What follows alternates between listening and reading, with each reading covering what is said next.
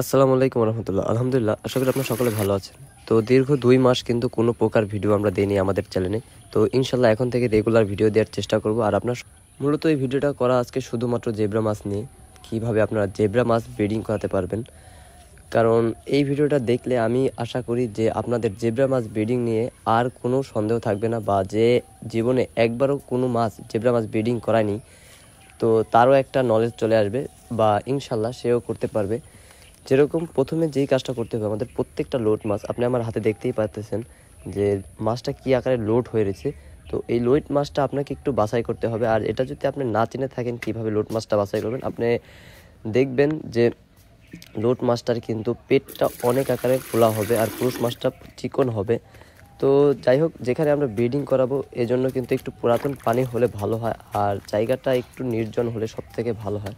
তো আমাদের পুরানো অ্যাকোয়ারিয়াম ছিল, আপনারা দেখতেই পাচ্ছেন, এটাকে পরিষ্কার করে কিন্তু এটাদের ভিতরে পানি দিচ্ছি। আর ওই পানিগুলো যেহেতু পুরান পানি, তো পুরান পানি দিলে পরে দেখা যাচ্ছে যে ইনশাল্লাহ একদিনের ভিতরেই অর্ধেক পুরান পানি আর অর্ধেক নতুন পানি মিক্স করলে এরকম ভালো হয়। তো দেখা যাচ্ছে একদিনের ভিতরেই কিন্তু ওরা ডিম করে দেয়। আর যেই বিষয়টা সেটা হলাম, জেব্রা মাছের একটা জিনিস খুবই ভালো লাগে যে আপনার ছোট একটা মাছ দেখা যাচ্ছে যে প্রায় 1-2 উপরে কিন্তু ডিম দিতেছে।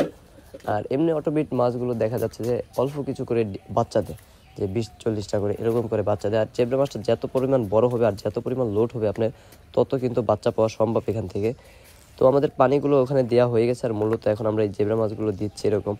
তো আপনারা বুঝতেই পারছেন, এরকম পানির যে কোনো এরকম কোনো আকৃতি লাগবে তা না, গোল কোনো আকৃতির ভিতরে বা চারকোনা হোক, তো ওর ভিতরে জালি হোক, বা আপনি মশারি আছে মশারি দিয়ে হেরে উপরে 1 থেকে 2 ইঞ্চি 3 ইঞ্চির মতো পানির ভিতরে দিয়ে তো ওই মাছগুলো ছেড়ে দিবেন। তো ইনশাল্লাহ একদিন দিলে পরবর্তী দিনেই আপনি দেখতে পাবেন রেজাল্টটা পেয়ে যাবেন যে চিনির গুঁড়ার মতন নিচে কিন্তু অনেক পরিমাণ সাদা সাদা ডিম থাকবে। আর অর্ধেক ঢেকে দেওয়ার কারণ হালকা একটু ডিপ পরিবেশ দিলে পরে গভীর, তো বাচ্চাগুলো ডিমগুলো তাড়াতাড়ি আরও দেবে।